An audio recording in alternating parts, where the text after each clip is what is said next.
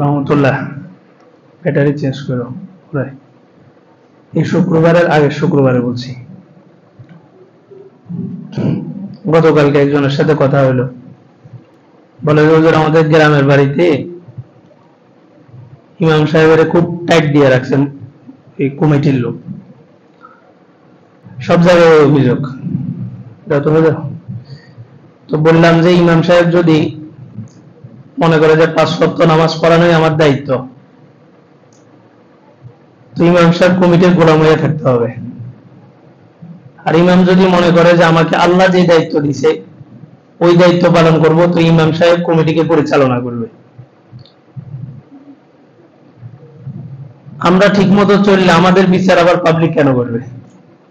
ওলামা বাজার মাদ্রাসা ফেনীর ভিতরে সবচেয়ে পুরাতন মাদ্রাসা, সেদিন যাই দেখলাম মাদ্রাসার হুজুরদের গন্ডগোল মীমাংসা করার জন্য মহল্লার চেয়ারম্যান আসছে। আল্লাহ, কিছু হুজুর আছে দুনিয়া বৈরাগী।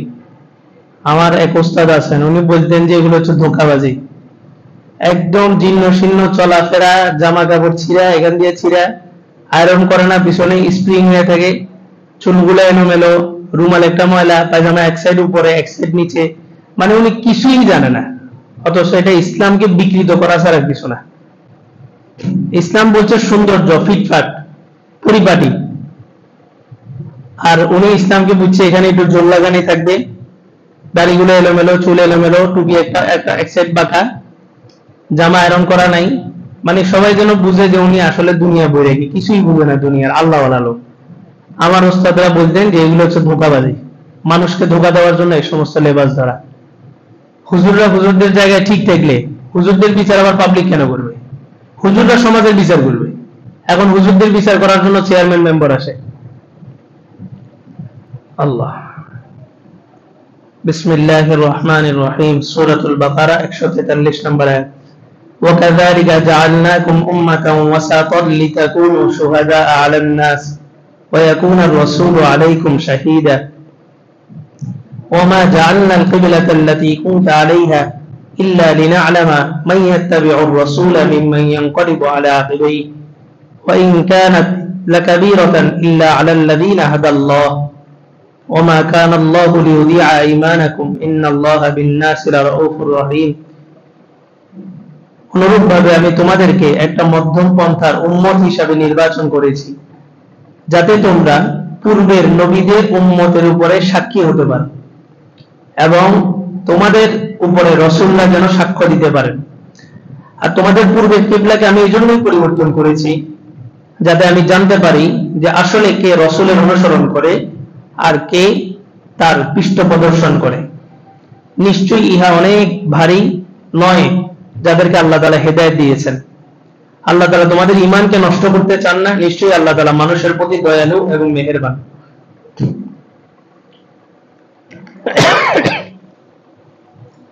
খুব কঠিন একটা পরিস্থিতি চলতেছে পুরো পৃথিবীর, আর বাংলাদেশের যে প্রেক্ষাপট আল্লাহ তাআলা তৈরি করে দিয়েছেন, এটাকে যদি আমরা সবাই মিলে এটাকে গনিমত মনে না করি, সুযোগ মনে না করি, যে একটা সুবর্ণ সুযোগ আসছে, এই চান্সে ইসলামকে সর্ব জায়গায় বিস্তৃত করে দেওয়া, ইসলামী হুকুমত সব জায়গায় প্রতিষ্ঠিত করা, এটা যদি মনে না করি, তো আমাদের এই ভোগান্তি আরো 200 বছর পর্যন্ত টানতে হবে। আমাদের শান্তি আরো 200 বছর পর্যন্ত আসবে না।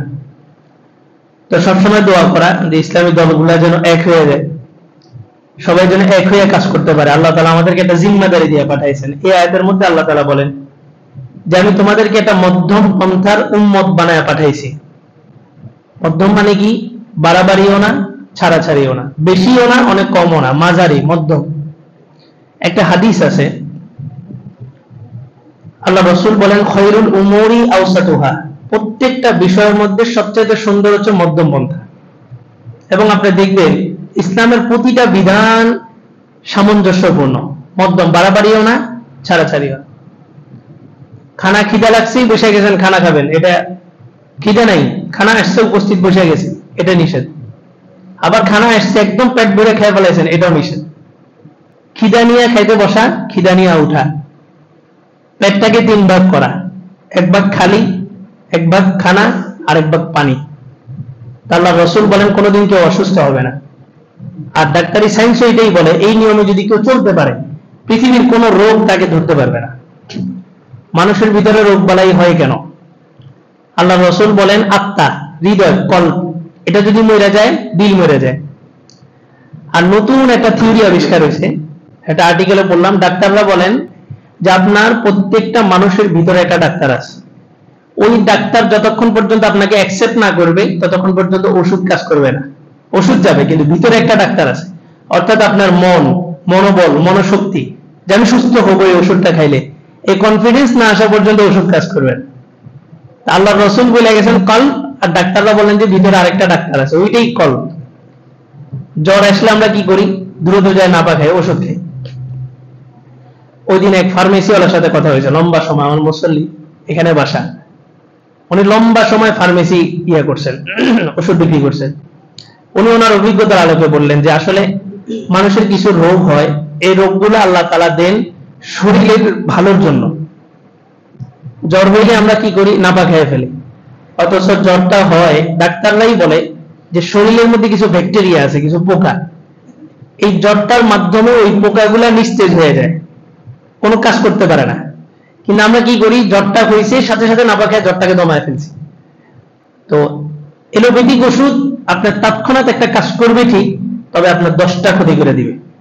আপনার জ্বর ভালো করবে ঠিক, কিন্তু আরো 10টা রোগ আবিষ্কার করে দিবে। আপনার মাথা ব্যথা হয়েছে, পেন কিলার খেয়ে ফেললেন, প্যারাসিটামল খেলেন, মাথা ব্যথা চলে গেছে ঠিক, কিন্তু আপনার অন্য দিক দিয়ে 10টা ক্ষতি করে দিয়ে গেছে। গ্যাস্ট্রিক হয়েছে, গ্যাস্ট্রিকের ওষুধ খেয়ে ফেললেন, কিন্তু অন্য দিক দিয়ে আরেকটা ক্ষতি করে দিয়েছে। রাসূলের সুন্নাত, ঘুম থেকে ওঠার পরে মুখের মধ্যে যে লালাটা থাকে এটা গিলা ফেলা। আমরা কি করি? এটা ব্রাশ করে ফালাই দিই। সারা রাত মানুষ ঘুমায়, আর সারা দিন যে সে চলছে, পরিশ্রম করছে, তার শরীরের বিভিন্ন জায়গায় বিভিন্ন ভিটামিনের প্রয়োজন হয়েছে। আল্লাহ তাআলা এই সবগুলা ভিটামিন, সবগুলা মেডিসিন তার মুখের মধ্যে তৈরি করে দেন সারা রাত। ফেরেশতারা এটা তৈরি করে। সকালে যখন আপনি লালাটা গিলবেন শরীর চাঙ্গা। প্রথম একটু খারাপ লাগবে, পরে এটা ইজি হয়ে যাবে। উঠেন সকালে, ফজরের সময় 1 গ্লাস পানি খান, আপনার কোনোদিন গ্যাস্ট্রিক হবে না। কিন্তু আমরা ওই যে উঠেই হয়তো দেখা গেছে ফজরের পর খালি মুখ, যে হয়তো পরোটা খাইতেছি, তাহলে কোনো না কোনো একটা তৈলাক্ত জিনিস খাইতেছি, তেলটা ভেসে উঠতেছে। আল্লাহ রাসূলের সুন্নাত খাবারের আগে পানি খাওয়া। এখন ডাক্তাররাও বলে খাবারের আগে দিয়ে পানি খাইলে তাহলে আর ওই যে বুক জ্বালা পড়া যেটা, এটা আর হয় না। তো বলেন যে তোমাদেরকে একটা মধ্যম উম্মত বানাইছি কেন? লিতাকুনু শুহাদা আলান নাস, যাতে তোমরা মানুষের উপরে সাক্ষী হতে পারো কিয়ামতের দিন। কিভাবে মানুষের উপরে সাক্ষী হবো? বলে যে কিয়ামতের এই ভয়াবহ পরিস্থিতি দেখা, কঠিন এই পরিস্থিতি দেখা অন্যান্য সমস্ত নবীর উম্মত নবীদের উপরে মিথ্যা অপবাদ দিবে কিয়ামতের ময়দানে, হাসরের মাঠে। আল্লাহ তাদেরকে বলবেন তোমাদের কাছে কি কোনো রাসূল যায়নি? ওয়ালাম্মা ইয়াতিকুম রাসূলুম মিনকুম ইয়াতলুনা আলাইকুম আয়াতি রাব্বিকুম, তোমাদের কাছে কি কোনো রাসূল যায় তার রবের নিদর্শনগুলো পড়ে নাই? তখন সমস্ত উম্মত বলবে না আল্লাহ, আমাদের কাছে কোনো নবী আসে নাই, আসলে তো আমরা মুসলমান হয়ে যেতাম। তখন আল্লাহ তাআলা নবীদেরকে জিজ্ঞেস করবেন তোমরা কি পৃথিবীতে যায় তাদেরকে দাওয়াত দাও নাই? আল্লাহ কিন্তু সব জানেন, তারপরে একটা সিস্টেম আছে, সিস্টেমের ভিতর দিয়ে ধরতে হয়। তখন নবীরা বলবে যে আমি তাদেরকে দাওয়াত দিছি কি দিই নাই, এটা মুহাম্মদ সাল্লাল্লাহু আলাইহি ওয়াসাল্লামের উম্মতরা স্বীকার করবে। তো আল্লাহ তাআলা আমাদেরকে জিজ্ঞেস করবেন।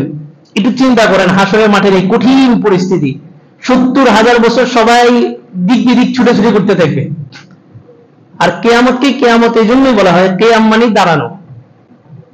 কিয়ামতের দিবসে কোনো মানুষ তার হিসাব দেওয়া ছাড়া বসতে পারবে না। এক হাদিসের মধ্যে আসে যে আমরা সুরমা ব্যবহার করি, যে সুরমার যে কাঠিটা আমরা বের করি, কাঠিটা কত বড়? এতটুকু। আল্লাহ রাসূল বলেন এতটুকু উপরে সূর্য থাকবে, তোমার এতটুকু, এটার উপরে সূর্য থাকবে।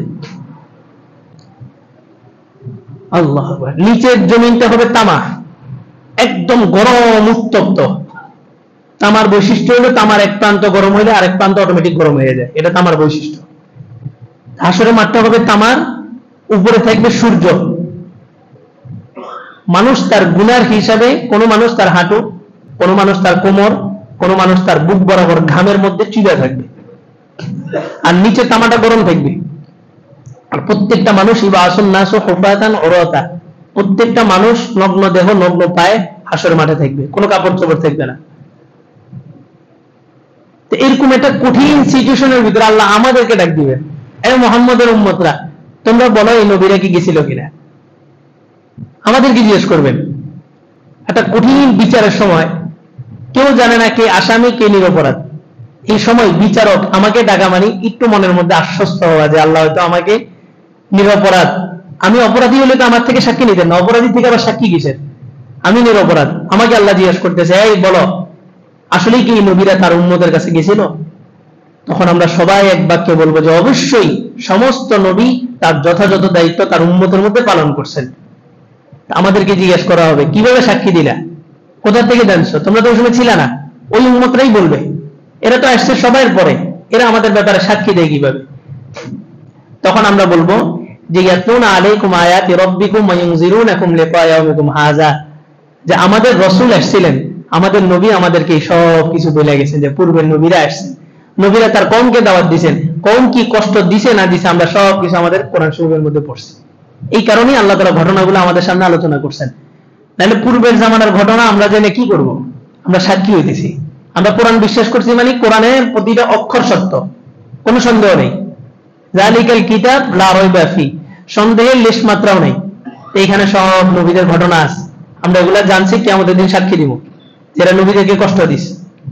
এরপরে আল্লাহ কি বলেন, ওয়া ইয়াকুনা রাসূলু আলাইকুম শাহীদা, আমরা যে বলবো যে আল্লাহ নবীরা গেছেন, নবীরা সাক্ষী দিবেন, এই নবীদেরকে কষ্ট দিয়েছে। ওই যে নূহ আলাইহিস সালাম আছে, ওই যে নূহ আলাইহিস সালাম ওনাকে কষ্ট দিয়েছে, ওই যে মুসা আলাইহিস সালাম ওনাকে ফেরাউন কষ্ট দিয়েছে, এই যে ইউসা ইবনে নূন বাইতুল মাকদাস বিজয় করছে। আমরা এভাবে একজন একজন নবীরা যাদের ঘটনা জানি সবার কথা বলবো।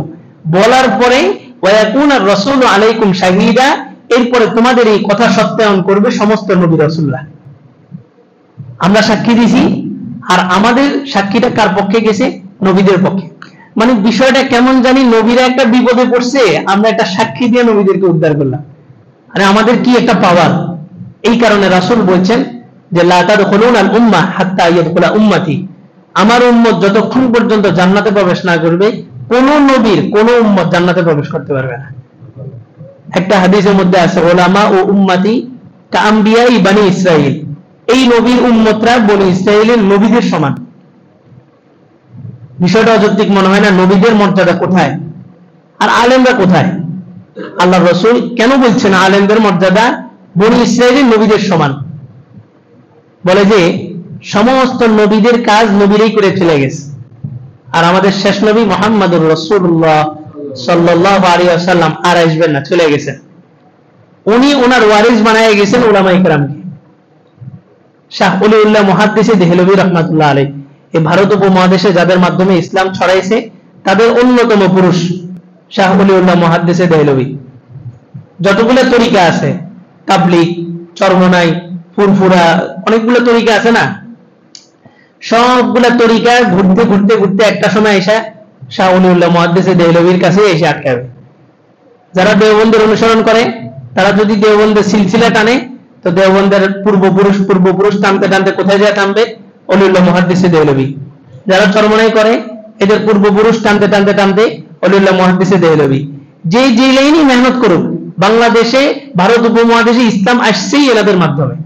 তো যেই যেদিক থেকে নসল টানবে আয়েশা দাঁড়াবে মুহাদ্দিসে দেহলভী রাহমাতুল্লাহ আলাইহি। ওনার একটা ঘটনা আছে, উনি একবার একটা সাপ মারছেন। এই সাপটা ছিল জিন। জিন বিভিন্ন পশু আকৃতি ধরে আসে। আল্লাহ রাসূল বলেন জিন যখন কোনো কিছুর আকৃতি ধরে আসবে তখন তোমরা ওই পশুটার নাম ধরে সম্বোধন করে ডাকলে আর সেটা আকৃতি পাল্টাতে পারবে না। কথার কথা, জিন কুকুরের সুরত ধরে আসছে, আপনি যদি বলেন এই কুকুর, এটা শেষ, আর জিন হতে পারবে না, এটা আকৃতি আটকায় যাবে। সোনারগাঁও একটা মাদ্রাসায় ছাত্র নিয়ে যেত, এরকম কুকুর এসে ছাত্র নিয়ে চলে যেত জিনদের আক্রমণ। এগুলো বাস্তব ঘটনা, কোরআন হাদিস দ্বারা প্রমাণিত। জিন্নাতরা মানুষের উপরে কর্তৃত্ব করতে পারে। তো উনি একটা সাপ মারছে, সাপটা ছিল জিন, একদম মেরেই ফেলছে। পরে জিন্নাতরা এসে ওনাদের রাত্রেবেলা উঠে নিয়ে গেছে, তাদের যে মহল প্রাসাদ ওখানে নিয়ে গেছে। ওলিউল্লাহ মুহাদ্দিস দেহলভী রাহমাতুল্লাহ আলাইহি জীবনের মধ্যে এই ঘটনাটা আসছে। ওনাকে ওখানে নেওয়া হলো, জিনদের যে সর্দার সে বলল তুমি আমাদের জিনকে হত্যা করছো। তো বলে যে আমি তো জানি না ওটা আপনাদের জিন, আমি জানি না তো এটা করতাম না, আমি দেখছি খারাপ একটা প্রাণী হিসেবে আমি তাকে হত্যা করছি। আর জিনদের হায়াত হয় 3000 বছর, 3500 বছর। এই কারণে অনেক সময় কবিরাজরা কি করে, জিনকে বোতলের ভিতরে বন্দী করে দেয়, কারণ এটাকে সাইজ করে ছেড়ে দিলে এটা হয়তো আপনাকে কিছু করবে না, কিন্তু আপনার ছেলে সন্তান অথবা আপনার নাতি অথবা আপনার নাতির নাতি কাউরে না কাউরে একটা ক্ষতি করবে। এজন্য বোতলে বাইন্দে এরা সমুদ্রে ফেলায় দেয়, একদম জীবন শেষ। তো সাপটাকে যে মারছে এটা ছিল একদম ছোট, এটার বয়স নাকি 150 না 200, একদম ছোট, সবচেয়ে ছোট, 150 বছর। তো বলে যে মাত্র 150 বছর বাচ্চা তুমি কি হত্যা করছো? তো বলে যে আমি তো জিন হিসেবে হত্যা করিনি, প্রাণী হিসেবে হত্যা করছি। আর আল্লাহ রসুল বলছেন কোন ক্ষতিকর প্রাণী যদি দেখো সেটাকে সেখানেই শেষ করে দাও। সাপকে শেষ করতে বলছে, সাপকে দুধ দিয়ে পালতে বলে নেই, এটা ক্ষতিকর প্রাণী, এটাকে শেষ করতে হবে। ইসলামেরও কিছু শত্রু আছে যেগুলোর মোকাবেলা করতে হয়, লিয়াজু করা যায় না। ইসলামের সাথে সাংঘর্ষিক যেগুলা, এগুলোর সাথে আপোষ করা যায় না। এগুলো হচ্ছে তৎক্ষণাৎ যেখান থেকে উঠছে ওখানে শেষ করে দাও, দমায় দাও। তো ওই মজলিসের মধ্যে একটা জিনদের সর্দার বলল তোমাদের নবী যে বলছে এটা প্রমাণ কি? ওই মজলিসের মধ্যে একজন বয়স্ক জিন্নাত ছিল, জিন ছিল, সে দাঁড়ায় বলল আল্লাহর রাসূল যখন হযরত আবু যর গিফারীকে হাদিসটা বলতেছেন আমি তখন সেখানে উপস্থিত ছিলাম। 3 থেকে 3500 বছরের হায়াত পায়, তো রাসূল তো গেছেন 1500 বছর হয়নি, 1500 বছর কাছাকাছি। তো এই জিন দাঁড়ায় বলতেছে আল্লাহর রাসূল যখন এই হাদিস সাহাবীকে বলছেন আমি তখন সেখানে উপস্থিত ছিলাম। তো ওলিউল্লাহ মুহাদ্দিস দেহলভী রাহমাতুল্লাহ আলাইহি ওনাকে ছেড়ে দেওয়া হয়েছে। ওনার ঘটনা, উনি একদিন স্বপ্নের মধ্যে দেখলেন আল্লাহর রাসূল মুসা আলাইহিস সালাম এবং বিভিন্ন নবীরা বসে আছে, আর ওখানে উলামায়ে কেরামও বসা। ওলিউল্লাহ মুহাদ্দিস দেহলভী স্বপ্নে দেখলেন যে উনিও ওখানে আছেন। তো মুসা আলাইহিস সালাম নাকি আল্লাহর রাসূলকে জিজ্ঞেস করছে যে মুহাম্মদ আপনি নাকি শুনলাম এরকম একটা হাদিস বলছেন উলামা ও উম্মতি কাআমবিয়া বনি ইসরাইল, যে আপনার উম্মতের উলামায়ে কেরাম বনি ইসরাইলের নবীদের সমান। এটা তো মানে বুঝলাম না, নবীদের সমকক্ষ কি কেউ হতে পারে? পৃথিবীর সমস্ত আলেম, সমস্ত আবেদ, সমস্ত বুজুর্গরা মিলা একজন সাহাবীর পায়ের যে ধুলা সমান হবে না। সাহাবীর এত মর্যাদা, আর সমস্ত সাহাবী মিলা একজন নবীর দৃষ্টি যতদূর গেছে অতদূর ওই সীমানার ভিতরে যে বস্তুগুলো আছে ওই বস্তুর সমান হবে না। তাই নবীদের মর্যাদা কত উপরে। তখন আল্লাহ রাসূল নাকি বললেন যে আপনি উম্মতকে জিজ্ঞেস করেন, উম্মত তো এখানে সামনে আছে, আলেমরা তো এখানে সামনেই আছে। তো মুসা আলাইহিস সালাম নাকি হযরত ওলিউল্লাহ মুহাদ্দিস দেহলভী রাহমাতুল্লাহ আলাইহি দাঁড় করাইলেন, বললেন যে আপনার নাম কি? তো উনি বললেন যে আমার নাম মুহাম্মদ, আমার বাড়ি দেহলভী, দিল্লি আর কি, দিল্লিকে দেহলভী বলা হয়, আমার বাড়ি দিল্লি, আমাকে মানুষ ওলিউল্লাহ বলে ডাকে, আমার বাবার নাম এটা, মানে একটা বিস্তারিত লম্বা একটা অ্যাড্রেস দিয়েছেন।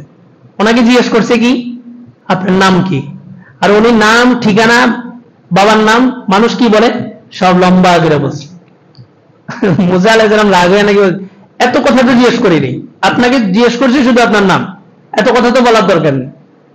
তখন ওলিউল্লাহ মুহাদ্দিস দেহলভী রাহমাতুল্লাহ আলাইহি মুসা আলাইহিস সালামকে বলছেন যে আল্লাহ তো আপনাকে শুধু জিজ্ঞেস করছিল যে আপনার হাতের মধ্যে কি, আপনি তো আল্লাহকে বলছেন এটা আমার লাঠি, আসায় আতাওয়াক্কাউ আলাইহা ওয়া আহুশু বিহা আলা গনামি ওয়া লিয়া ফিহা মাআরিব উখরা। আল্লাহ মুসা আলাইহিস সালামকে জিজ্ঞেস করছেন যে আপনার হাতের মধ্যে কি? মুসা আলাইহিস সালাম বলেন যে এটা আমার লাঠি, এটা দিয়ে আমি গাছের পাতা পারি ছাগলের জন্য, এটার অনেক অনেক উপকারিতা আছে। তখন মুসা আলাইহিস সালাম বললেন যে আপনি যে হাদিসটা বলছেন আসলে এই হাদিসটা যথার্থ। মুসা আলাইহিস সালাম চুপ হয়ে গেছে একদম, একই অপরাধ তো উনিও করছে। আমাদেরকে আল্লাহ তাআলা বানাইছেন সাক্ষী হিসেবে, আমরা এই ঘটনাগুলো পড়ছি, জানছি, আমরা হাসরের মাঠে এই কঠিন পরিস্থিতির ভিতরে আমরা সাক্ষী দিব। আর এই কঠিন পরিস্থিতির মধ্যে সর্বপ্রথম আমরা জান্নাতে যাব, তারপর অন্যান্য নবীর উম্মতরা জান্নাতে যাবে। আল্লাহ বলেন ওয়ামা জাআলনাল কিবলাতাল্লাতী কুনতা আলাইহা ইল্লা লিনা'লামা মান ইয়াত্তাবিউর রাসূল, যে একটা কিবলা তো তোমাদের আছে, আমি কিবলাটা পরিবর্তন করে আরেকটা কিবলা কেন দিলাম? বাইতুল মাকদাস তো আছে, বাইতুল্লাহকে কেন কিবলা বানাইলাম? আল্লাহ বলেন আমি শুধু এতটুকুই জানতে চাইছি মান ইয়াত্তাবিউর রাসূল, কে রাসূলকে অনুসরণ করে। অনেক সময় ইসলামের অনেকগুলো বিধান আসে, অনেকগুলো বিষয় আসে যেগুলো ইসলামের সাথে সাংঘর্ষিক। যেমন আল্লাহ রাসূল বলছেন কাতারে মিলে দাঁড়াও, কাতারের ফাঁকা জায়গার মধ্যে শয়তান ঢুকে, কাতারে একজাস্ট একসাথে হয়ে দাঁড়াও, এটা হচ্ছে শরীয়তের বিধান।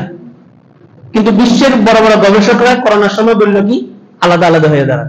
আল্লাহ পরীক্ষা করতেছে আপনি কার কথা মানেন।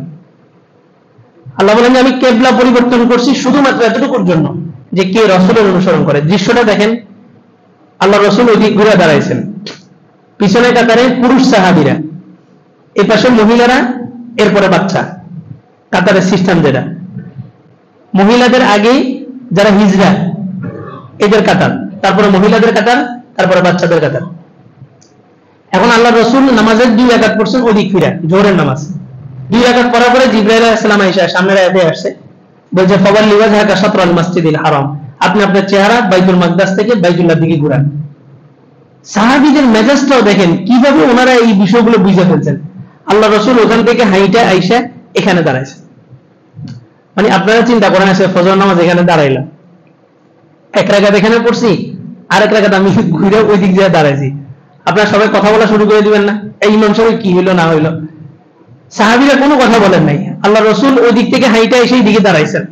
আল্লাহ রসুল ওখান থেকে হাইটা যখন এখানে দাঁড়াইছেন, তখন মহিলারা হয়ে গেছে সামনে, মহিলারা এই পাশে ছিল না, তো মহিলারা হয়ে গেছে সামনে। তো মহিলারা নামাজের ভিতরে অটোমেটিক পিছনে চলে গেলেন, সাহাবীরা আবার এসে হয়ে কাতার ধরলেন, ওখানে 2 রাকাত, এখানে 2 রাকাত, মেহরাবও 2টা তৈরি হইলো। ওই মসজিদটা এখনো আছে, মসজিদে জো কিবলাতাইন সৌদিতে আছে। কি একটা মেজাজ, ইসলামের মেজাজ। শরীয়তের বিধান হচ্ছে আপনি আসছেন নামাজে, আয়েশা দেখলেন যে কাতার সবগুলো পরিপূর্ণ, আমি শেষ কাতারে দাঁড়াবো, কেউ আসতেছে না, কেউ আসবে বলেও মনে হইতেছে না। তাহলে নিয়ম হলো সামনে কাতারের একজনকে পিঠে হাত দেওয়া, টান দিয়ে তার পিছনে আনা, আইনা শেষ 2 জন মিলে জামাত করা। এখন বলেন আপনি যদি এই কাজটা করতে যান, যারা টান দিবেন এই নামাজ ছেড়ে আগে আপনারা মারবো। কিন্তু সাহাবীদের মেজাজটা দেখেন, আল্লাহ রসুল নামাজের মধ্যে দাঁড়াইছেন জুতা পরে, সাহাবীরা জুতা পরে দাঁড়াইছে, মসজিদ ছিল এই খড়খড়া ছিল, জুতা বলতে একটা এই কাপড়ের জুতার মতো। আল্লাহ রসুল নামাজের মধ্যে জুতাটা খুলে ফেললেন, সাহাবায়ে কেরাম সবাই খুলে ফেলছে, রাসূল খুলছে, সাহাবীরাও খুলে ফেলেছে। আল্লাহ রসুল নামাজ শেষ করে জিজ্ঞেস করলেন তোমরা কেন খুলছো? বলে যে রাসূল আপনি খুলছেন এই জন্য খুলছি, কোনো প্রশ্ন নাই। বলে যে জিবরাইল আলাইহিস সালাম আমাকে ওহীর মাধ্যমে জানাইছেন আমার জুতার নিচে হালকা ময়লা আছে, এই কারণে আমি খুলছি, তোমাদের জুতার নিচে তো ময়লা নাই। আল্লাহ বলেন যে কিবলা পরিবর্তন করছি শুধুমাত্র এটা জানার জন্য কারা কারা রাসূলকে অনুসরণ করে। এই সময় বিভিন্ন সিচুয়েশন আল্লাহ তাআলা তৈরি করবেন, তৈরি করে আল্লাহ বলেন আমি শুধুমাত্র দেখতে চাই কারা ইসলামকে অনুসরণ করে। আসতেছে সামনে নির্বাচন, আল্লাহ দেখবেন কে ইসলামকে অনুসরণ করে।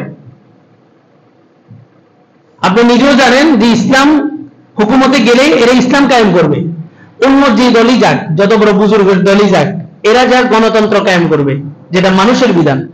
জমিন কার? আসমান কার? বাতাসটা কার? যে অক্সিজেনটা নিতেছে এটা কার? সব আল্লাহ। তা আল্লাহর বিধান বাস্তবায়ন না করে আপনি কোথায় যায় সিল মারেন, সামনে পরিস্থিতি আসতেছে। আল্লাহ বলেন যে আমি কেবলার মতো একটা সেনসিটিভ বিষয়, বাইতুল মাকদাস যেটা সমস্ত ধর্মের মুসলমানদের কেবলা ছিল, আমি এটা পরিবর্তন করছি শুধুমাত্র মাইয়াত্তাবিউর রাসূল মাইয়ানকালিব আলা আকিবাইহি, কে রাসূলের অনুসরণ করে আর কে পৃষ্ঠ প্রদর্শন করে, শুধু এতটুকু জানার জন্য। আল্লাহু আকবার। এই জন্য ইসলাম মানে হচ্ছে কি আত্মসমর্পণ। ইসলাম শব্দের অর্থ মানে যা শুনলাম বাস আমার বুঝে আসুক না আসুক আমি সিলিন্ডার। নামাজে কি করি? আল্লাহু আকবার। আচ্ছা আল্লাহু আকবারটা তো এমনিও বলতে পারি, হাত কেন উঠাই? সব কিছুর সামনে সিলিন্ডার করলাম, আল্লাহ শেষ, আমার কোনো ক্ষমতা নেই, এই সিলিন্ডার করছি, আমি আসামি, আমি অপরাধী, আমি গোলাম। ইয়াকা না'বুদু, আপনারই গোলামি করি আল্লাহ, আপনি সবচেয়ে বড়, এই কারণে আপনার গোলামি করি, এই জন্য হাত উঠাই। ইসলাম মানে হচ্ছে আত্মসমর্পণ, কিছুই দেখার সুযোগ নেই। ইসলাম যেটা বলছে এটাই, এটার উপরেই দেখতে হবে। পুরা পৃথিবীর সমস্ত ডাক্তার একমত হয়ে যায়, নামাজ কাতার একসাথে দাঁড়াতে বলছে ইসলাম। আমাদের ক্যাব কলেজের সাথে একটা মসজিদ আছে, আমরা লকডাউন ওখানে ছিলাম, একসাথে দাঁড়াইছি, ওই এলাকার কারো কোনো করোনা হয়নি। আমি নিজে হাতে বহু করোনার লাশ ধোয়াইছি, আলহামদুলিল্লাহ কিছু হয়নি। আল্লাহ আল্লাহ তাআলা কথাগুলো বুঝার আমল করার তৌফিক দান করুন।